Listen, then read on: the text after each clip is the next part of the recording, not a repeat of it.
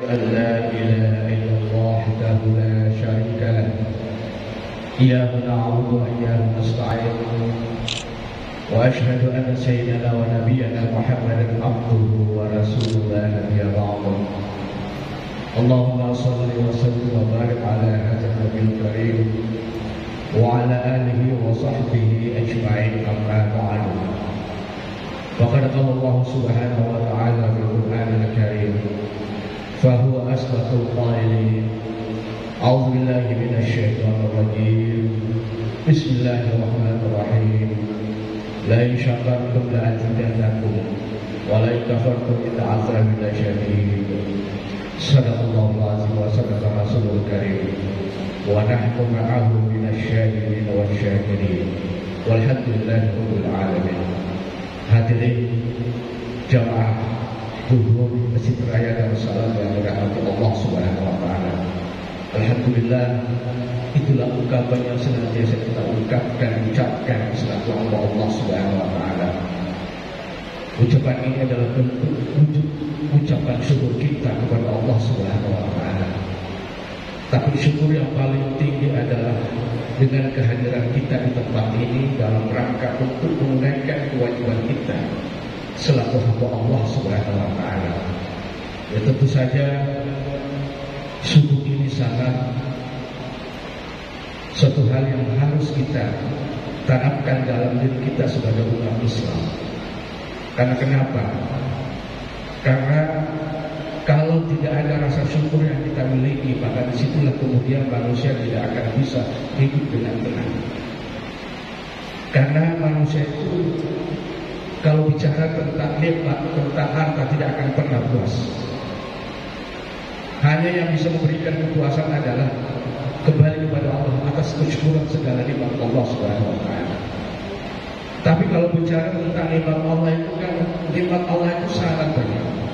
Nikmat itu bukan dalam bentuk harta saja, bukan dalam bentuk duit dan sebagainya, tapi segala sesuatu yang kita rasakan sesuatu itu adalah nikmat. Bahkan disebutkan di dalam Al-Quran, wa in ta'udhu ni'matallahi la tuhsuha. Jika kalian mau menghitung nikmat Allah, pasti tidak akan mampu menghitungnya. Betapapun hebatnya manusia menciptakan alat hitung, tidak ada yang mampu menghitung nikmat Allah. Tidak jauhlah ada pada diri kita. Ketika kita mau mengukur kenikmatan itu, kata ulama kita bisa menikmati sebuah kenikmatan, betapa nikmatnya suatu kenikmatan itu ketika nikmat itu sudah tidak ada pada diri kita. Contoh, ketika misalnya bapak ibu yang sudah tua, yang mulai giginya copot satu persatu, baru kita menyadari betapa nikmatnya dulu ketika saya masih punya gigi sempurna. Begitu pula misalnya kita sakit mata sebelah, coba kita bandingkan betapa nikmatnya baru kita rasakan sebuah kenikmatan melihat dengan kedua mata kita ketika satunya yang sakit. Ketika kita tidak merasakan.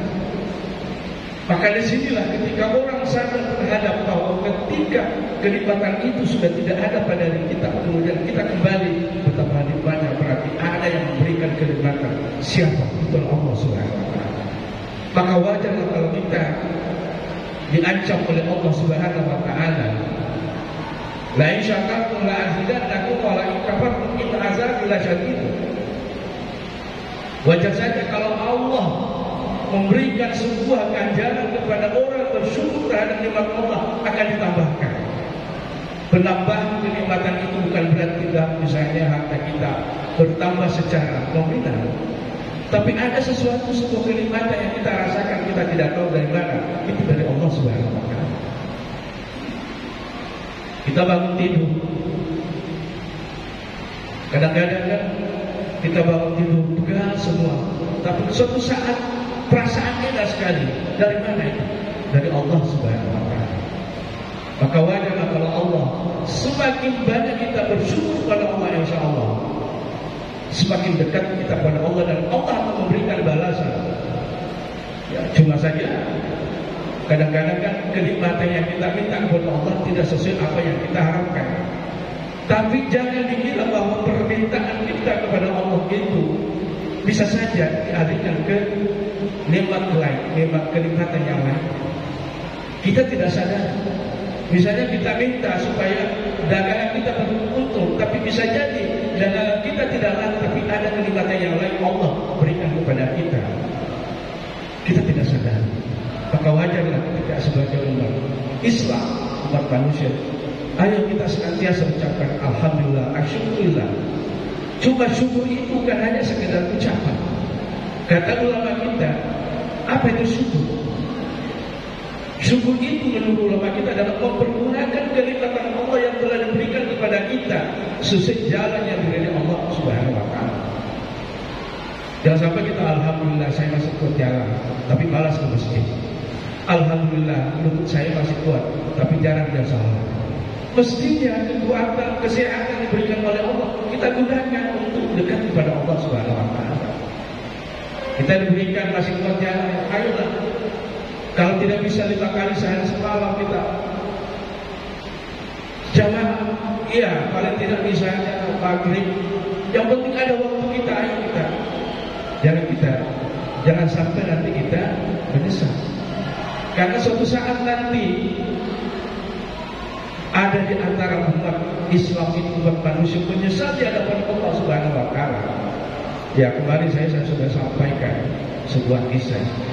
Pada saat dia wafat, dia lihat, merasakan kenapa sedikit, kenapa tidak banyak, kenapa tidak terlalu jauh, kenapa Allah sudah melihatkan pahalanya. Jangan sampai kenapa saya cuma sekali, 2 kali, kenapa cuma saya hari Jumat saja Pak, misalnya karena memang kewajiban kita. Di akhirat dia akan berharga. Jadi Allah memberikan kenikmatan kepada kita. Kita diberikan rezeki berupa harta, uang. Ayo kita sisihkan. Berapapun kita diberikan oleh Allah, misalnya uang. Mungkin kemampuan kita 2.000, ya 2.000. Yang penting bisa kita. Karena Allah itu bukan hanya dari segi banyaknya, tapi dari segi kuantitasnya, istiqomahnya. Kata Rasulullah SAW ditanya oleh sahabat, ya Rasulullah, ayul amal afdal. Ya Rasulullah, amal apa yang paling bagus, yang paling afdal ya Rasulullah? Adalah amal meskipun sedikit tapi terus menerus. Karena ini antara kita ini kadang-kadang ibadah kita angin-anginan. Kalau bulan puasa semua, padahal setelah bulan puasa jarang ke masjid misalnya. Mestinya ya setelah bulan puasa tetap kita jamaah, tetap kita ngaji. Jangan sampai misalnya setelah Ramadan ya disimpan Al-Quran, tidak pernah lagi ngaji. Padahal ya 5 menit, 10 menit, 5 ayat ya, 1 ayat mungkin terlalu juga ya. Misalnya Yasin selesai kan. Ya kalaupun misalnya kita tidak bisa menunggah, yang minimal kita baca Al-Fatihah sebanyak-banyak semua sholat. Saya dapat dari ibu saya dulu ketika saya kuliah di Jakarta. Saya tanya, Ustaz, apa sih yang dibaca ketika bisa kita memudahkan urusan kita? Apa yang jasanya guru saya? Kamu banyak baca Al-Fatihah sebanyak-banyak. Sebab ya, kalau misalnya kita tidak sempat buka Al-Quran, tapi sekarang kan ada HP. HP kita gunakan lah ya. Jangan hal-hal yang hanya menonton TikTok dan sebagainya. HP bisa kan menonton Al-Quran di situ, kita baca di situ. Kita 5 menit mungkin bisa 1 lembar. Betapa banyak banget. Kita gunakan. Ya, kalau tidak ya, dalam setiap hari lah kita baca 1 halaman. Itulah bentuk kesyukuran kita Allah berikan.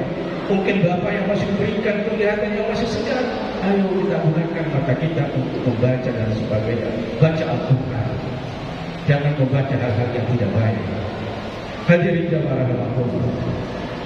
Nah, oleh karena saya sampaikan tadi bahwa biasanya kenikmatan itu bisa masuk dirasakan ketika kenikmatan itu sudah tidak ada pada diri kita. Ketika kita dulu masih muda, melihat anak-anak kita masih muda, baru kadang-kadang kita sadar. Tapi ada juga orang tidak sadar ya. Ada orang juga, dia sudah tidak mau lagi angkat kakinya, tapi masih dia tidak mau mempergunakan sisa-sisa umur ini untuk dekat kepada Allah Subhanahu wa Ta'ala dalam bentuk syukur. Oleh karena itulah ada sebuah cerita yang pernah saya ceritakan oleh guru saya. Ada dulu katanya seorang orang miskin, kemudian dia pergi suatu kampung untuk mengubah nasibnya.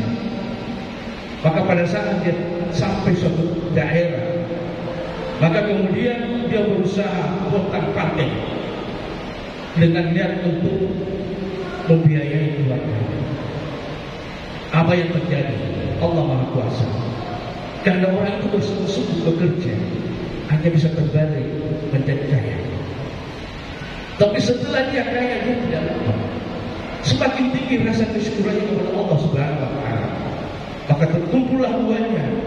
Pada saat dia kumpul uangnya, dia ingin membangun sebuah rumah. Apa yang terjadi? Ketika dia sudah merencanakan untuk membangun rumah, dia panggil tukang rumah itu, kemudian dia sampaikan, Pak tukang, tolong dibikinkan satu kamar. Selesaikan satu kamar itu dengan lengkap kuncinya, dan jangan Anda kasih tahu siapapun di dalam kamar itu kecuali saya. Sehingga dibangunlah dikerjakan si tukang ini sampai selesai. Benar janji daripada apa yang diberikan janji kepada si tukang itu. Setelah selesai dikunci, diberikanlah si pemilik rumah itu. Ternyata apa yang terjadi? Si pemilik rumah itu ternyata bajunya, segala alat-alat yang pernah dipakai dulu untuk bersama, bajunya yang compang-camping, topinya yang sudah kusut dan sebagainya, pokoknya masih disimpan itu. Bajunya, celananya, dan alat-alat yang dipakai untuk berusaha pada saat dia masih memulai usahanya, dia masih simpan. Ditaruh di dalam kamar itu. Dan ternyata istrinya juga tidak tahu, anaknya juga tidak tahu apa isinya dalam kamar. Ternyata apa yang terjadi? Orang itu ketika ingin mengembalikan rasa syukurnya kepada Allah bahwa saya ini pernah dulu tidak punya apa-apa, maka kemudian masuklah dalam kamar itu, mengingat-ingat betapa dulu saya menderita, melihat semua pakaiannya, alat-alat yang dipakai berusaha, sehingga dari situlah juga menumbuhkan kesadarannya untuk bahwa saya dulu tidak punya apa-apa, kemudian ada, dan maka saya tidak perlu sombong, tidak bisa melupakan siapa yang memberikan rezeki kepada saya adalah Allah Subhanahu wa Ta'ala. Nah, memang kadang-kadang juga ada orang yang sudah kaya sombong, padahal tidak ada orang yang lahir di dunia ini dalam keadaan langsung kaya. Tak ada orang yang, semua kita dari nol semua. Ya, kecuali kalau misalnya orang tuanya sudah kaya. Tapi ya bisa jadi ada orang tuanya kaya tapi anaknya miskin. Karena kalau dia tidak mampu memanage, mengelola, dan yang paling penting adalah bersyukur atas nikmat Allah yang diberikan kepada dia, bisa sombong dan sebagainya. Nah inilah kemudian orang itu ketika dia mengingat semua bagaimana penderitaannya dia pada saat dia berusaha memulai usahanya, masuklah dalam kamar itu, ingatlah, oh saya dulu begini, keringat begini, pontang-panting begini, sehingga disitulah muncul kesadaran bahwa apa yang saya miliki semua dari Allah Subhanahu wa Ta'ala, maka saya tidak pantas untuk menunjukkan diri atas segala nikmat Allah yang telah diberikan kepada saya. Nah, mungkin kita, makanya Rasulullah mengingatkan bahwa ketika Anda sudah berhasil, banyak-banyaklah menemui orang fakir miskin. Agar supaya apa? Menumbuhkan rasa ketidaksombongan kita. Karena kita sadar bahwa orang miskin ini adalah perlu bantuan, dan bisa jadi kita bisa seperti dulu itu. Kita dulunya miskin, kemudian kita berusaha semaksimal dan mendapatkan sesuatu. Maka pada saat kita sering mengunjungi orang miskin, orang fakir miskin, anak yatim, maka menumbuhkan rasa empati kita. Ya termasuklah apa yang dialami oleh saudara-saudara kita yang ada di Cianjur sana ketika mendapatkan musibah gempa bumi. Ayo kita, kalau tidak ada sesuatu yang kita bisa berikan, kita doakan mudah-mudahan mereka ada kesabaran, ketabahan, dan yang meninggal mudah-mudahan dia sebagai syahid fisabilillah. Karena tidak ada yang menginginkan sebuah musibah kecuali atas izin Allah. Tapi apapun ketika saudara-saudara kita yang di sana menghadapi persoalan ini, ayo kita doa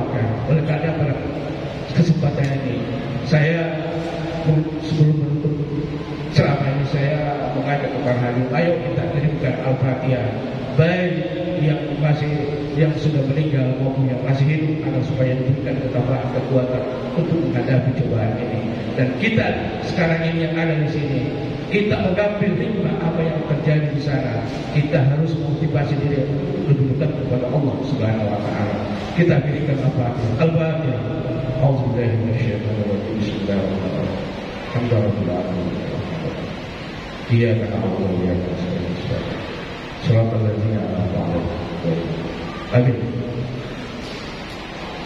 Mari kita tutup pengajian ini dengan membaca subhanallahumma wa bihamdihi asyhadu an la ilaha illa anta astaghfiruka wa atubu ilaik.